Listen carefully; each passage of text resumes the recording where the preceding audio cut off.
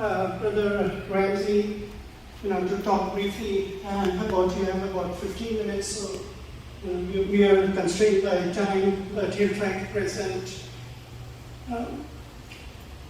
things about Islam and and try to separate myths from reality, or reality from myth. Ramzy. Thank you, Brother. Hi. Thanks for the nice words from everyone. A little bit of a backstory while we're getting set up. When I was told I was going to be giving a presentation, Islam 101, I thought I was going to be talking about the teachings of Islam, and just general things. And most likely people who are recent converts or reverts, they want to know about Islam. Then I understood it was myths versus facts, and that changes the subject quite a bit. It turns it into some hot topics, some things that normally are hard to talk about. And a lot of people have the questions about these subjects, but for some reason, for many reasons, those subjects are brought up. Either you're afraid to offend someone, or you're afraid you might not like what you hear, or you just have an idea in the back of your head and it keeps you from talking to a Muslim altogether. And it makes the topic that we're going to have hot. So if you think the room is hot now, it's going to get a lot hotter. However, I did take upon myself that when I do say what I say, I'm delivering this message as I know it from Allah. This is how I know, this is what I believe, this is what Islam teaches, to the best of my knowledge and to the best of my ability.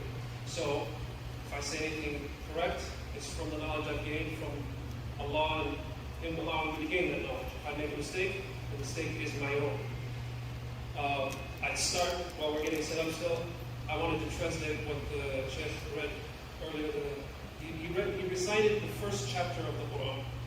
And that's a chapter that we actually recite at least 17 times a day in our 5 prayers of the day. And when I started, I thought, all right, this is the prayer that I'm going to start with. It starts in the name of Allah, the most merciful, the most compassionate. Praise and thanks be to Allah, the Lord of all the world. He is the most merciful, He is the most compassionate. He is the owner and the king of the day of judgment. We ask His guidance. We only pray and worship Him. We only seek His aid. We ask Him to guide us on the correct path, the path of righteousness, the path of those who He has blessed, not the path of those who bring down His wrath or who have gone astray. That is a prayer that we recite every day, at least 17 times a day as Muslims. That's the first chapter of the Quran that we memorize as little children. So having said that, we'll start. So I'll get into the subject. These topics are a little hot, and like I said, they're big topics to cover, and I've given only so much time to bring this to close.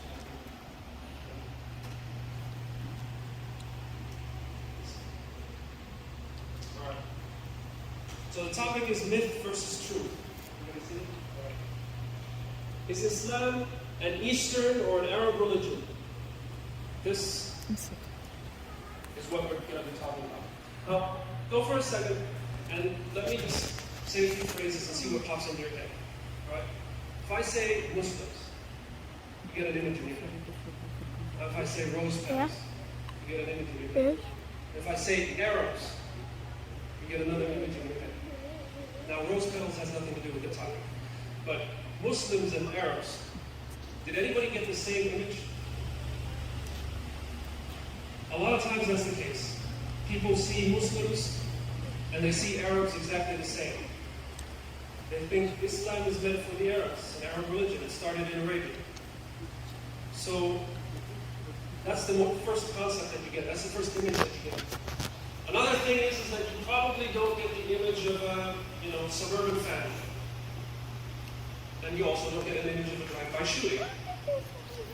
But also, when you do get that image of a suburban family, it's most likely Caucasian.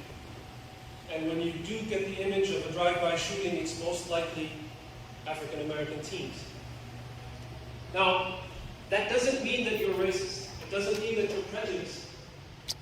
But that's what's been instilled in you. That's what you think the first thing that you hear those words. Because that's what you're presented with all the time. Now, first of all, what is Islam? The word Islam in Arabic means to willfully submit. How do we get that? The derivative of the word, the origin word, is salim. And if you take out the I and put in an A after the S, it becomes salam, which means peace. But Islam doesn't mean peace. If you put a TIS after the S, it becomes Islam, which means submission and surrender. So how do you have peace and submission and surrender? They're combined together in the word Islam, which means peaceful, willful, graceful submission of your will and surrender to the will of God. That is what Islam means. And from that word, a Muslim is someone who willfully, peacefully, gracefully submits their will to the will of Allah.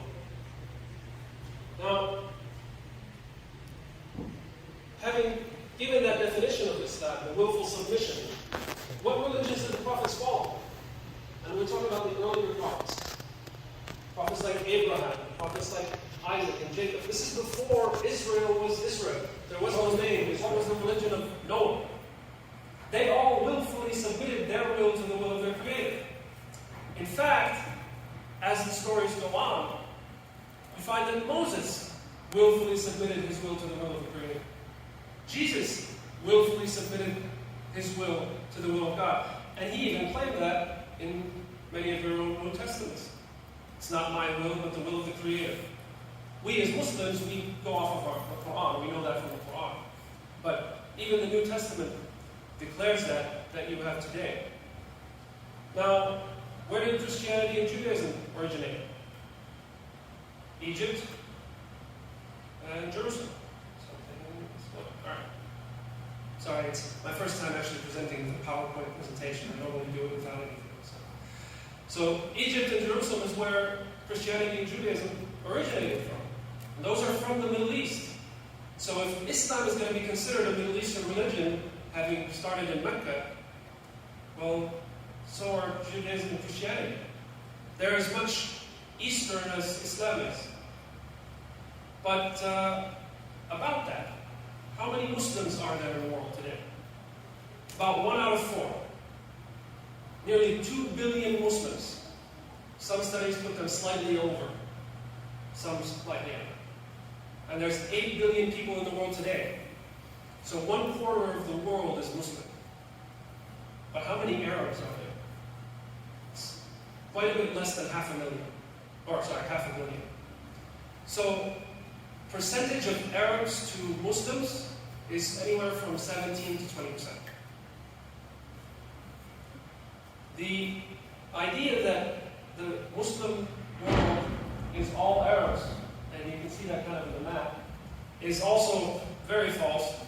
The darker the color on the map, the higher the percentage of Muslims, for those of you who can't see it that well.